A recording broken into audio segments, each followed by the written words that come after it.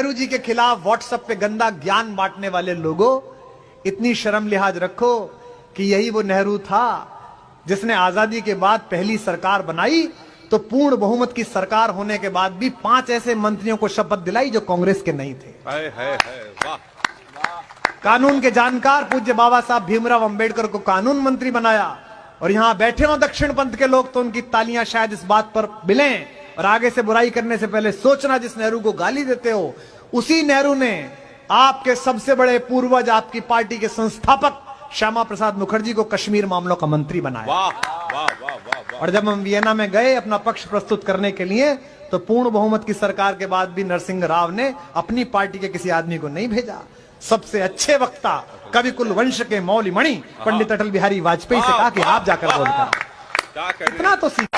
नेहरू जी का जन्मदिन था, सारे बड़े कवि आए हुए थे हिंदुस्तान के। बच्चन जी ने कवि गोष्ठी रखी थी, नागार्जुन आए हुए थे किसी संदर्भ में, नागार्जुन मिलने गए थे बच्चन जी से, तो इंदिरा जी उनको सुन चुकी थी शांति निकेतन में, इंदू कहते थे, तो इंदू जी बुलाने आई कवियों को कि भैया प्रोग्राम शुरू होने वाला, जैसे आपको हमको तबस्सुम जी कहने आई थी आइए। तो देखा बाबा नागार्जुन बैठे हैं, तो इंदू जी ने कहा कि बाबा आप भी चलिए, पापा की बर्थडे है, आप कविता। तो नागार्जुन ने कहा, जवान नागार्जुन ने, कि इंदू तुम्हारे पिताजी हमारी कविता सुन नहीं पाएंगे।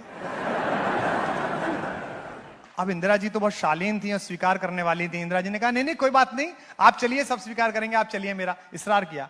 बच्चन जी ने भी शर्मा शर्मी कहा कि चलिए चलिए।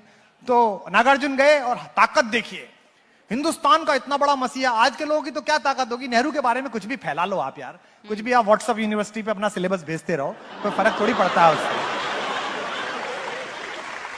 हिंदुस्तान की आजादी के आंखों को भाखड़ा नागल बांध और आईआईटी आईएम का ख्वाब देने वाला आदमी अगर आपको पसंद नहीं है तो ये आपकी दिक्कत है भाई, हमारी दिक्कत नहीं है।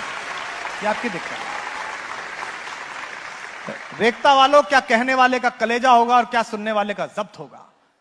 वो आदमी जिसे नासिर टीटो दोनों सलाम करते थे, वो आदमी जिसे अमेरिका और रूस अपने खेमे में लेना चाहते थे, वो आदमी जो गांधी का दत्तक पुत्र माना जाता था, वो आदमी जिसे प्रोफेसर लास्की प्यार करते थे, इकोनॉमिक्स के, लंदन कॉलेज ऑफ इकोनॉमिक्स के, उस आदमी को सामने बिठाकर एक नौजवान शायर नागार्जुन ने कविता पढ़ी, वतन बेचकर पंडित नेहरू फूले नहीं समाते हैं, फिर भी गांधी की समाधि पर झुक झुक फूल चढ़ाते हैं। और ये नेहरू ने सुनी। ज्यादा बड़ी ताकत यह है कि नेहरू ने सुनी, और उसके बाद नेहरू ने यह नहीं कहा कि इनको ईडी का सामान भेज दो, इनके घर सीबीआई भेज दो, इनके घर पुलिस भेज दो, ये नहीं कहा नेहरू ने।